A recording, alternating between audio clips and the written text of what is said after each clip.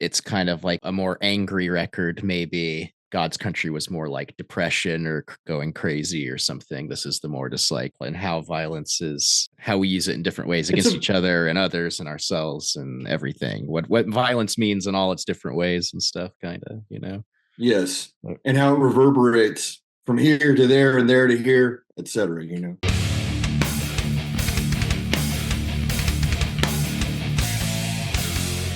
So this is Tom for Ghost Call, and I'm super excited to be joined by 3/4 of Chat Pile, who are going to be putting out their second album, Cool World, on the Flenser on October the 11th. And I'm very excited because I have had the opportunity to listen to the album a fair bit, and I absolutely love it. It's one of my favorite albums of the year so far, even though technically it's not out. So if the world ends tomorrow, it never came out.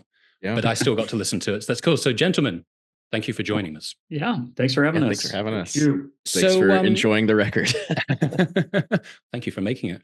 I was going to say for my enjoyment, but obviously you didn't make it just for me. Is it fair to say that the name Chat Pile kind of comes directly from being from Oklahoma? Yeah, so that's very fair. And in fact, that it's the truth of the matter, because chat piles, maybe this is a name that extends to other chat piles out there, but like my understanding is that specifically refers to the toxic mountains in Pitcher, Oklahoma. So maybe that term they might have had them elsewhere, like maybe where they did lead and zinc mining, because it's just where they mined lead and stuff in this town in Oklahoma for bullets in World War I. So I'm sure there's probably other towns that also did that across America, but very famously in Oklahoma, it was like these mounds of toxic waste were just everywhere. And then it caused birth defects. And then a tornado hit that town and it kind of just got all the toxic dust everywhere. And that was kind of the final straw to, it's like a ghost town and the EPA here, like the Environmental Protection Agency. It's like a Superfund site, which is like basically a place that is, super toxic basically. And is sectioned off basically and listed as a dangerous area. It sounds like information that's probably not on the official tourist guide for Oklahoma City. No, it's not. Ironically, I used to work for the Oklahoma Tourism and Recreation Department, and I can officially say that they did not advertise Pitcher, Oklahoma. So what kind of impact do you think your hometown has had on the music that you make, whether positively or negatively? I mean, it's done in a lot of ways. Like in the most deliberate is that, we very much, especially in the first two albums, try to kind of localize sort of the imagery and the stories being told in the songs. And then to kind of a small extent, the music itself is sort of a reflection of kind of our like rural dirtbag upbringing, where like, you'd go to hang out with some kid who lived in a trailer park and he'd play you like a Pantera tape, or, that kind of thing, So I would say in that regard, it's very, very much, kind of a deliberate, part of our sound, I saw a quote that Cool World is taking like sort of some of the themes or the interests that you had for God's Country and expanding them to a global view. What are some of the kind of specific events or trends that had an impact on these songs? Whether, I don't know whether that's just a case for the lyrics or if that kind of, bleeds into the music as well. I mean, what's happening in occupied Palestine is clear, like a huge influence on this album for sure. So yeah, just seeing little babies' heads exploded and stuff on Instagram every day. That's a huge inspiration on me, what we did with this album for me lyrically. Yeah, we're all just, I don't know, it's putting this together, at least musically. I know we wanted to, it's kind of hard because it's like, I do think some of our most melodic material is on here, but I do think honestly, some of the heaviest material is on here as well. We kind of got to we're just trying to get to the point on some of these songs. It's like what we were trying to do on this record. And I think just the way it was coming out kind of mixed with just like, it's kind of like a more angry record, maybe. God's Country was more like depression or going crazy or something. This is the more just like, and how violence is, how we use it in different ways against each other and others and ourselves and everything. What violence means in all its different ways and stuff, kind of, Yes. And how it reverberates from here to there and there to here, etc. So to Luther's point on the like melodicism, like yeah, there's a couple like melodic songs on this album, and it's funny because as of this conversation, the song "Mask" is out right now, and I've been seeing kind of people talk about how melodic it is, like they're surprised. But it's funny to me because like we've had melodic songs like since the beginning of our band. Like, well, there's "Mask" that's on the second EP that we did, and then the last album has Pamela and Anywhere. So it's kind the of EP we just did, Brothers oh in yeah, Christ had Cut and King, which are both more like kind of the indie rock And songs. Ten Killer, the song. yeah. So I mean, in our That catalog, stuff's in there. tons of songs like that, but people are kind of acting like this is out of nowhere. It's sort of interesting to see unfold, you know. So listening to Cool World, I was kind of like thinking what the different elements are that I hear, and some of this could be in my own head, but actually having sort of thought about it and sort of made up my mind about what influences I think they are, I then actually went and read, you know, like the Wikipedia entry, for example, and like saw references been made, and I thought like, oh, okay, like I'm on the right kind of lines, I think, in some cases. So I want to tell you like my interpretation of the album, what it kind of like reminds me of musically, and let's see like how much I'm just making this up in my head or how much these are like real reference points for you. So I feel like there is like a bit of a, I'm going to use this word hesitantly, there's a bit of like a nu metal element to the tone of your music. And specifically, it makes me think of like the first Korn album. And it's like, I think nu metal sort of became something that was quite kind of standardized and got quite predictable. But there's something that I find very effective in that first Korn record, just like a real kind of seediness and darkness. And I feel like your music has sort of like got that tone to it. And obviously you did that cover of Roots Bloody Roots by Sepultura. And like Sepultura weren't really a nu metal band, but like that album kind of like had that real heaviness, that deep kind of like tuned down tone to it. So I feel like there's that element running through it. But then what you've also got, it seems to me, is you've got this kind of like visceral consideration of social topics, and you had that in the past album as well, but that makes me think of like kind of Napalm Death or Carcass, these kind of like grindcore bands. Ooh, now you're speaking dad's language. And then what you say, both of them specifically like those bands, the two of them. So you just nailed two right there. But yeah. Excellent. Then there's another element that I feel like I hear, and I know you've brought up Big Black, like you've got this kind of mechanized industrial tone. I feel like there's also a bit of kind of like Filth or Cop era Swans, maybe some Godflesh, that real kind of like hard hitting pounding kind of rhythm that you have. And as you say, you've sometimes got that real intense pounding sound, but sometimes you actually go off in a more melodic side.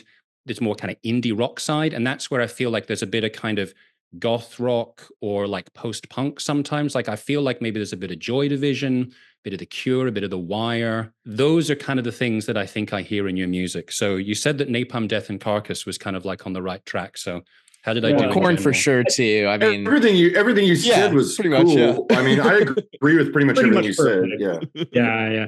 I mean, in fact, there's like so many things I could like spring off of that assessment. I mean, yeah, you nailed it like 100%. But I do think the one element that people always seem to not realize is the kind of indie rock influence. I mean, you know, that's like a huge part of all of our like sort of musical upbringing. And to this day, it's kind of like always what I'm hunting down. I just saw today that Numera's putting out the Tsunami box set, and I got really excited about that. So yeah, I mean, oh yeah, that's one of the more like actual uniters of the taste of the four band members. Is it's less metal, less other stuff. It's more so on like the alt and indie rock side where we actually are all finding common ground, because we actually have pretty diverse taste, the four of us. Like, you know, there's stuff that each of us overlap, but that's where, you know, especially alt rock and stuff, that's kind of where we can all agree on some stuff, you know, some Sonic Youth, some Nirvana, Pixies, etc. You know, that, and, you know, Pixies for me is a big one. So especially in some of the leads and stuff, I try and kind of, you know, I'm pulling from that type of, because I'm not much of a playing scales type guitarist, but I like those, like, you know, long drawn out kind of reverby leads and stuff that they do in that. So it's all in there, you know.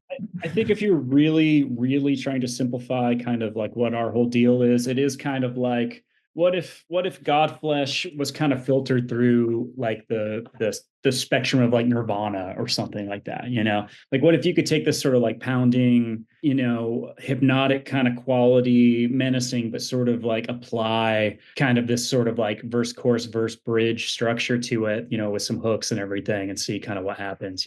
Yeah, that was a point on this record too, is that we wanted hooks, and we wanted the instrumentals and vocals to all have memorable parts, to pretty much every single song. We wanted, we didn't really want every song to sound like each other. I feel like it's all cohesive, but I feel like there's parts of each song that you'd be like, oh yeah, that's the song that has, that thing or whatever. I hope people will be able to do that and find that, because that was definitely a goal as well. Yeah, the thing that's sorry. Continue. Sorry, I was just gonna say the thing that's kind of funny about all that too is like I don't even know if it's like it's never us being like, oh, we have to have hooks or this has to be it's more like I just don't really understand music outside of that structure. Like truly, like if we were like really avant-garde and like had like sprawling, untraditional like arrangements and stuff, I just wouldn't know how to do it. So it's like if we were Mamaleek, you couldn't be in Mamaleek. No, I couldn't. I'd just be like, where are we at now in the song? Like, me too. I'm with you. It'd be like, uh-oh. Yeah, that's funny that you brought up Mamaleek. I was actually going to mention them too, because they're also on the Flenser. And we love them. I'm just saying that they're advanced beyond what we can do, is what I was saying. We got to see them last year play in Texas at Oblivion Access with us. There was like a Flenser showcase, and they are incredible live. They're going on the road with us too. Cool. They don't play live a lot, so they're doing some shows with Have a Nice Life and with us on our East Coast US thing at the end of this year. And they're incredible. If you ever get a chance to see them, it's truly something else. So yeah, I'd love to. I interviewed them a year or two ago, and when I say I interviewed them, I had this joke with everyone because it was via email and it was all anonymous. And I thought, like, I could just be like interviewing some random person they pulled in off the street, and they gave answers as well that were very kind of. Sometimes I felt like they were esoteric. Just joking. Yeah, very esoteric. Difficult to read in terms of how sincere they were, but yeah, I think the music is really, really cool and really mysterious guys. They're cool though. We have met some of them and can confirm they are actual people. That's cool. But yeah, going back to Cool World, I think that kind of like variety of influences definitely does shine through on the album, and you do have songs like Mask, which is like really visceral with the pounding rhythm section. And also as well, like the last track, No Way Out, I really like the bass and the drums on that. And then, you do have the interesting little guitar melodies that are coming in, like Funny Man's got some really cool guitar work on it. And I really like the vocal performances as well through it. Like I think I was just noticing today actually on Shame, there are these kind of growled and screamed parts that come in towards the end. I was like, oh, this is really demented. I love this. So in terms of like the vocal choices, how did you kind of, sort of like decide what directions you wanted to go in on the album? That part, I mean, we used to have songs every now and then that would have like kind of the boom, boom, like that kind of vocal. And I was like, we got to slip that in here somewhere. So that's kind of what. And then we did it twice, and we were like, what if we did death metal on one part and black metal on the other part? So I'm coming in with like I think I'm singing along on the second go around on that part. Yeah. I'm doing both voices and shit. It's just kind of fun. I mean, it's like I'm the vocalist, I don't get to play. I play instruments and stuff, and I don't play instruments in chat piles. So I got to have my own fun somehow, So yeah, I was just about to say, like, Raygun is ultimate. I mean, we don't tell Raygun what to do. It's all his choices and stuff. But I was coincidentally reading the Scott Burns book that came out fairly recently. And I was really delighted by the Deicide chapters, because they talk about the sort of process that they would do where they would like stack the different styles of like death metal vocals on top of each other and get these like really cool demonic effects. So we were definitely being liberal, kind of copying that concept.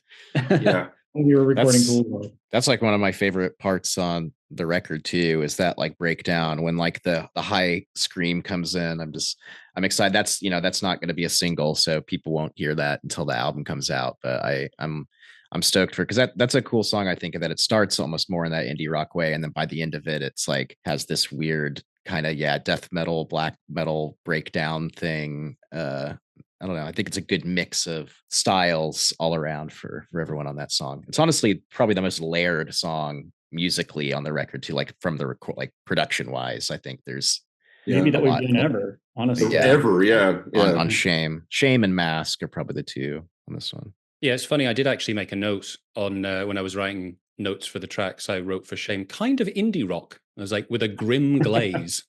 Like, so yeah, it makes a lot of sense to me.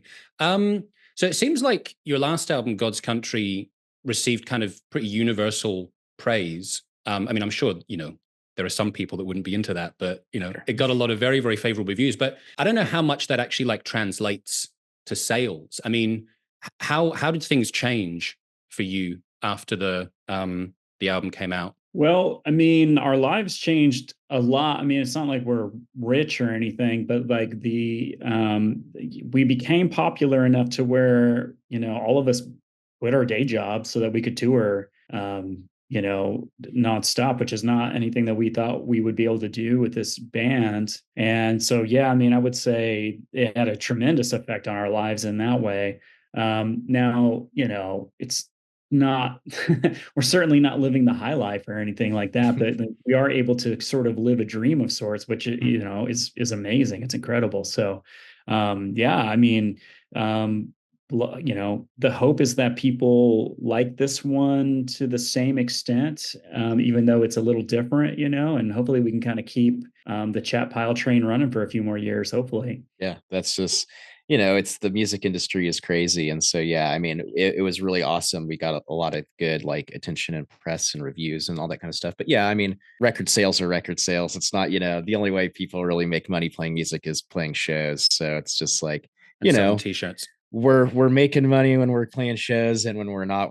So right now we're not. So I'm looking forward to when we're playing shows. It is also just it's so fun to play though. I mean, I never thought I would get to do this as a thing. I mean, it was never my, I mean, I hate to say it, but it's not like I thought this was going to be like my job or something. It wasn't even really a goal to be my job. I just, I worked in an office and I hadn't played music in a little while, and we started the band up just to have fun. And it was not anywhere near in my mind that I would be able to quit my job and do music full time at any point in my life. I just did not think that was a possibility. So yeah, I mean, we're all like older guys. We live in Oklahoma City. We've made music most of our lives that truly nobody has cared about. So the idea of this being like a thing that would happen or that could be a reality for us, I mean, like literally couldn't have seemed like further away, So we're as surprised as everybody else. Do you think that the fact that you have been making music in obscurity for years has helped you when you did get, what from the outside looks like sudden success, that you're not kind of like 22-year-olds going like, oh, wow, everything's amazing. It's like you've kind of trudged through oblivion for a while. Does that kind of like help to keep you a bit more grounded in terms of the response? Absolutely. Don't take it for granted at all. Yeah, that's exactly the point I was going to say. It's just like you don't feel like it's owed to you in any way or anything like that. Like when something like this happens, you can't help but feel just extreme gratitude and, like you won the lotto or something, and maybe if I was younger, I would take it for granted. I don't know. It's hard to say without it actually happening, but I do feel like being like an emotionally mature person allows, all of us to navigate kind of what we've been going through the last 2 years or so. And even I see younger guys in bands and they do act like they were owed this. And of course this would happen to them and stuff like that. And like, I'm just like, I'm glad I don't have that perspective for sure. It's like, this is very crazy that it happened. I'm very thankful that it happened. Yeah. I have no illusions about anything, I'm just thankful that we're able to do this. So yeah, no illusions too that it's going to last or anything too. It's like we're just try to kind of enjoy the ride while we have it, and then nothing lasts forever. But it's very cool that we got to experience this moment for sure. On the topic of kind of trying slightly different things on the latest record, did you feel any kind of pressure where you thought, like maybe you end up second guessing yourself? You're just like, oh, the first album was really popular. Like, is it this that people respond to? Is it this that people respond to? As opposed to just kind of going, we're going to do the thing that we want to do. Did you feel some kind of pressure? Or did you sort of have the confidence to just go, we're going to take it where it goes? I think we always just kind of live by the rule of if it's something that we would want to listen to, then it works. So, I mean, there's always going to be pressure in the sense that like, oh, I hope people like this, but it's never like we're writing the material in a way that we think would like capture the same magic of the last album or anything like that. It's just, we literally are just kind of following what feels right to us and what sounds good to us. And hopefully it all just kind of comes out in the wash, Yeah, we kind of just, at least with the instrumentals, we kind of just write what we write. Like maybe one of us comes with 10 seconds, 30 seconds of something of an idea to try, but the way we write is just through jamming and improv and songs come to us, and then we put stuff on like a whiteboard and stuff, but it's just like we see what songs are working together and what ideas to explore first, maybe which ones are farther along, which ones were easier to find the flow, because sometimes you just get in the flow and you're just like banging out multiple parts to a song, and like there's multiple songs we've written like that where it's like we kind of just cracked it, and then it ends up that's how it is on the record. And some obviously take way longer to figure out and had to be rewritten and stuff. But, since we write like that, it's like, it's hard to be like thinking about like, oh, what are people going to think? It's just like, we're just writing them as they come to us, so it's just, and then you just have your selection of the songs. Basically, it's like, we have a few extra things that didn't make it onto the album that'll get used for other stuff. And so this was just, what we kind of came up with. And so it's just, yeah, maybe there's, go ahead. Sorry. Oh, I was just going to say, I think there's a minor degree of calculation on our part. I mean, on my part, at least, in terms of like, well, have I done this yet on this album? Kind of like what I was talking about with the growls on Shame. It's like, have I done this yet on this record? It's like, maybe add this on here, or whatever. So like, and like, we wanted to, we came in trying to do a heavier I think that was what the guy said. I'm not going to. That was kind of we wanted to, I said it at the beginning of this, but it's just like, we kind of wanted to write stuff that was like getting to the point, like less, right. We knew there wasn't going to be like a 9-minute long song on this thing probably. And I just don't want to act like we're not savvy guys that know what's good and what's bad. It is true. If it's not good to us, we're not going to release it. Yep. But at the same time, I'm thinking, oh, people are going to like this part in Funny Man, like I know that people will like that. You know what I'm saying? Yeah, sure. Well, I think maybe, kind of walking it back a little bit. Another moment we had too is that Cool World was mixed by Ben Greenberg. And it's the first time that we've ever had someone on the outside like kind of have their hands on the production side. And there was some discussion of like, hey, if we have like a real professional come in and like mix this thing, is it going to lose any of the magic? Like is part of our like what people like about us this sort of like outsider folk art element to like the production side of things. And we kind of had to have that sort of like walk through that. And ultimately, with that, we just decided that, well, we would just rather have someone else do it. It kind of doesn't matter. Like, let's just see how it works. If it doesn't, we can always just go back to using our mix or whatever, but let's see what happens if someone who knows what they're doing can, mix this thing. So at the end of the day, we just, since Stin still was the recording engineer on that, like even with Ben mixing it, it's just like, it just sounds like, it sounds different than God's Country, but it still so clearly sounds like us. I feel like that it's just, I don't know. We have such a specific recording style because we are not using very expensive recording equipment. It's still very DIY in the recording engineering itself. So even, sending the stems and stuff to Ben, it's just like, it's hard to, it's not going to sound like, a slick record. It's just not, because there's no metronome, we track it live, we don't. That's album 3. Yeah, sure. We're working with Mutt Lang on the next record. Yeah. It's I completely get what you mean when you talk about the kind of I don't know if you said DIY necessarily, but just kind of like the lower budget way that you're recording. Because I was actually talking to someone about this related to Big Black recently, that if you look at the instruments and the equipment that Big Black had, you kind of like say, oh, some of it was kind of like rinky dink, but when you listen to them now, it still sounds crazy and intense and impactful. So it's like a really good example of how you don't need to have really, really high production values to be able to create something that stands the test of time. And to your point, like now when I listen to the album and then I go back to God's Country, knowing that like you did kind of like you brought in a separate guy to mix it, I'm kind of like, oh, okay, like I think I can hear some differences, but it's not like it's all that obvious. And to your point, it's not like you go, oh, they've completely changed their sound. Like it very much still fits, I think, with what you were doing before. So so you did all of the recording, and then you brought in, I wrote his name down and I've forgotten from Uniform, Ben Greenberg. So he came in at the end when you'd actually recorded everything. Is that right? Or you just sent everything to him? Yep. Yeah. He mixed it. Yeah. He lives in New York. So yeah, we sent it to him. And then we had a couple sessions with him where we went over notes and stuff. But yeah, we sent him basically all the, the tracks with all their individual parts, and he was able to put them on his board and blend them and do all that kind of stuff. And and the big picture part of it, I mean, he nailed it like right away. Like what he sent back to us was more or less like pretty much exactly what it needed to sound like. There are obviously some nitpicky things that we had to go through and kind of like massage or whatever, but Ben really kind of understood the, what we were going for, to a kind of a like miraculous degree, because we worked, outside of Chatpile, we've worked with like engineers and stuff, and it's not always an easy process.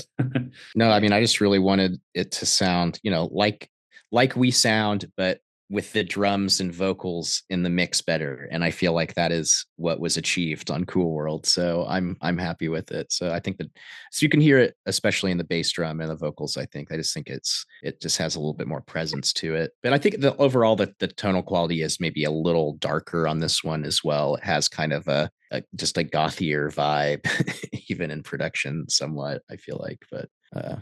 It is definitely dark. That is for sure. Sure.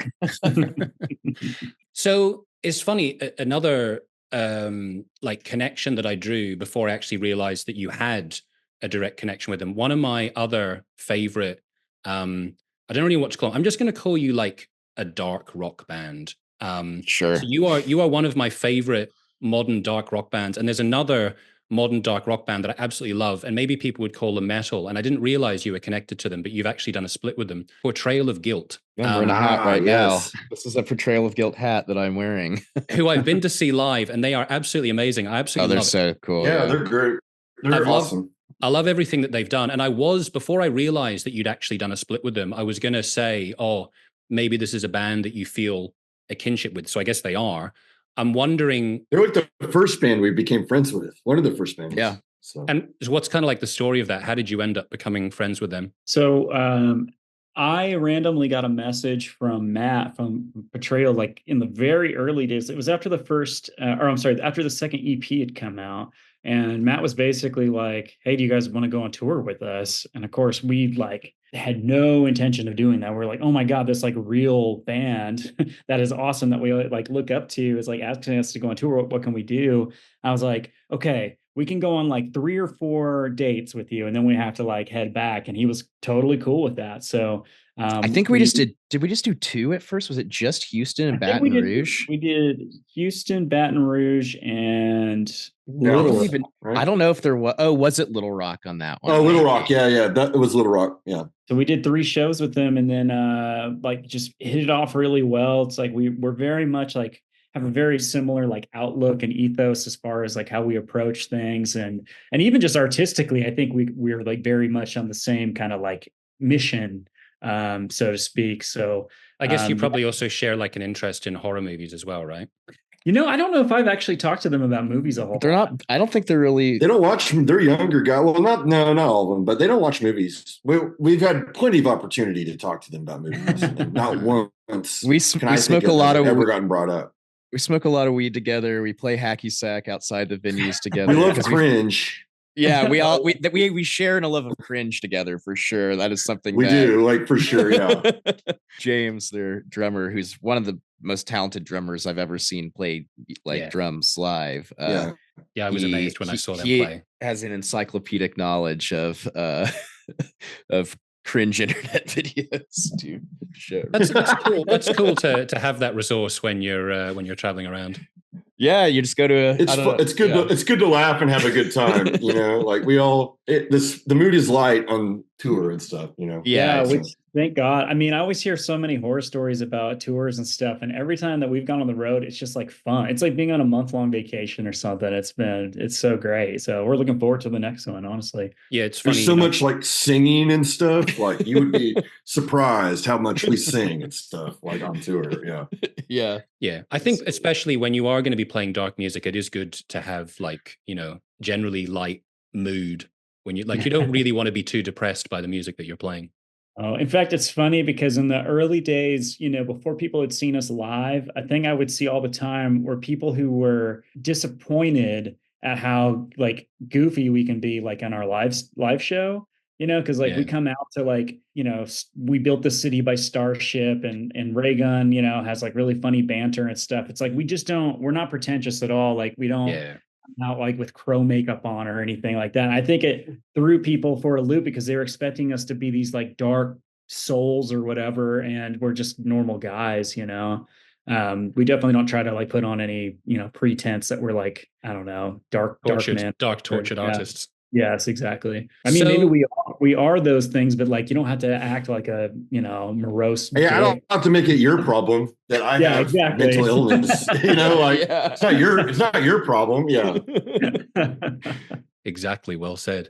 So obviously at the time of this recording, it's still a little bit of a while away till the album comes out. I'm not 100% sure when this interview is going to come out. So I guess maybe thinking about around the time of the release, what have you got lined up in terms of shows and tours and just in general, like for people to keep up with what the band is doing, like where's the best place for people to go to do that? Yeah, so in November we are touring the Midwest and East Coast with a bunch of bands that we love, but primarily it's Agriculture and Mamaleek.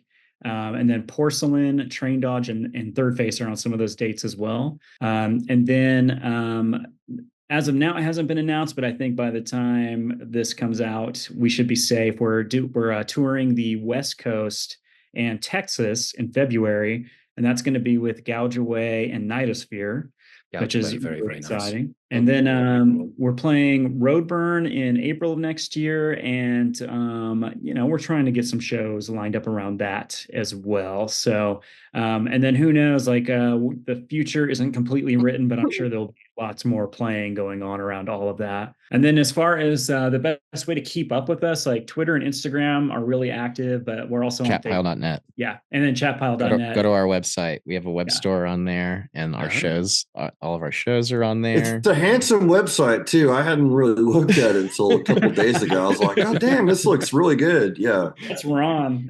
Ron's doing our drummer he's souped it up. But you can find all of our Ron's stuff. Sort of the Donatello of the group. Absolutely. Yeah. Yes. I got that reference. Hell yeah. Well, Luther, Stin, Raygun, it was a pleasure to talk to you. Like I say, I've been loving the album. I hope it gets a great reception. I'm sure it will. And have some great shows towards the end of the year and into next year. Maybe I'll catch you at Roadburn because I've still never been to Roadburn, but I'm like, I really you should come. I really want to go. Music festivals are not the best thing all the time as a viewer. They can be, sometimes not have good sound or not to be the most fun environment, but Roadburn is truly and without question, I think the only festival I would travel to in my own personal time if I was not playing. Like it all takes place inside of a big, massive building with like all these huge stage rooms and stuff. I mean, there's these two other venues Party Street. It's all in the middle of town. Yeah. So it's not like in a field somewhere. It's just like everyone takes over this town, and it's just, I don't know. It's very positive. Toilets rise from the streets. Yes. Did you know that? At night, they come out of the ground. Toilet, and you can just walk up and take a piss like on the street. So it's like, so you don't piss on the street, but they rise out of the ground. It's insane. It's pretty worth awesome. the trip. I thought I was sold before, but I'm definitely sold now. Yes. So I mean, seriously, it was blowing so our central southern plains minds that yes, a place would not only have a public restroom, but they would be like coming out of the ground like an elevator. What witchcraft is this? Yeah, absolutely. Yeah, everyone go to Roadburn. It's awesome. So yeah, it's cool. Guys, thank you very much. And yeah, I'll hopefully see you down the line. Yes. Yeah. Thanks, man. Appreciate it. Thank you. Nice talking to you. Yep. Cheers. All the best.